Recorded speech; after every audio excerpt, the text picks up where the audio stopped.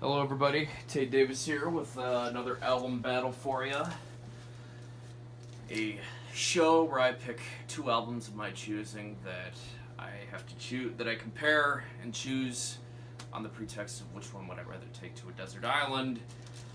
For this matchup, one corner, Donald Fagen, Walter Becker and Company, Steely Dan, Aja, widely considered to be their greatest album from 1977 on ABC Records. And in the other corner, Bad Company, Rough Diamonds from 1982, released on Swan Song Records, the last album with Paul Rodgers at the helm with the original lineup. And not a great seller, this one. But let's talk about this one first, since it was released before. So, 1977, recorded at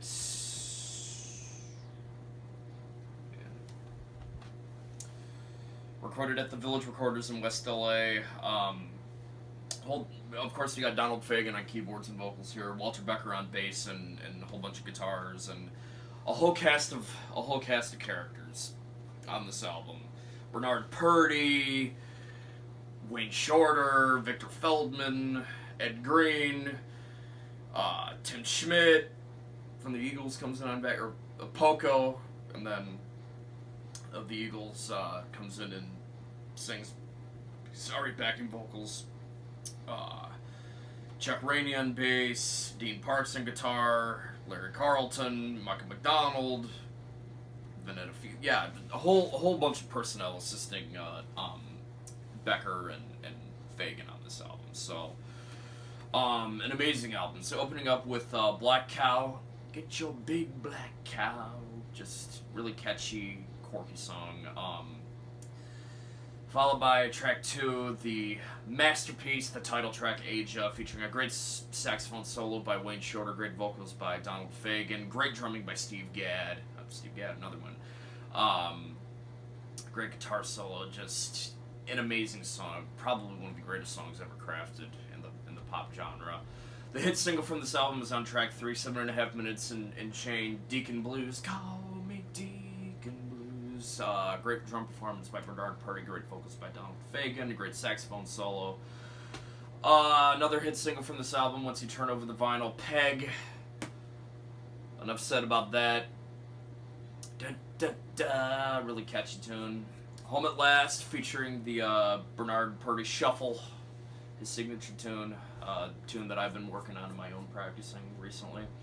I Got the News, really funky song here. And then closing up with Josie. When Josie comes home, it's true. She's a crown. I screwed up the lyrics there, but a great performance. Great vocals by Donald Fagen on that song. So overall, an excellent album, a very strong album. Donald Fagen and Walter Becker at the height of their powers here. My favorite Steely Dan album by a landslide. Over in this corner, got Bad Company, Rough Diamonds. There was a lot of turmoil in the band going on at the time. They were signed to Swan Song Records, which was Led Zeppelin's record label, oversaw by Peter Grant. Peter Grant was also their manager.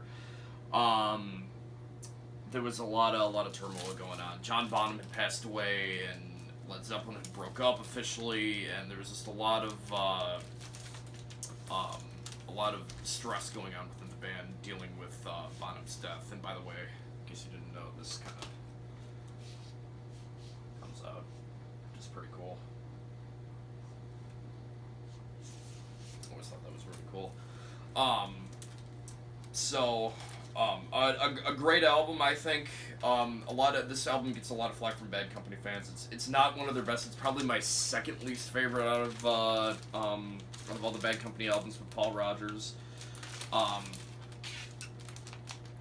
say as I struggle to put the album in question back in its casing. There we go. So of course we got Paul Rodgers on lead vocals, rhythm guitar, and keyboards, Mick Ralphs on lead guitar, keyboards, Boz Burrell on bass, Simon Kirke on drums.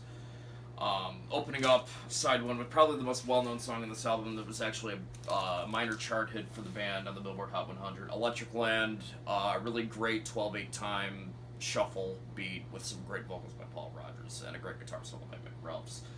Untie the Knot, a really kind of straightforward rocker. Not really much to say about that. Nothing on the TV. I believe Boz Burrell wrote this one. A really great song, kind of a slow tune, great vocals by Paul Rodgers. A really underrated song on this album, Painted Face.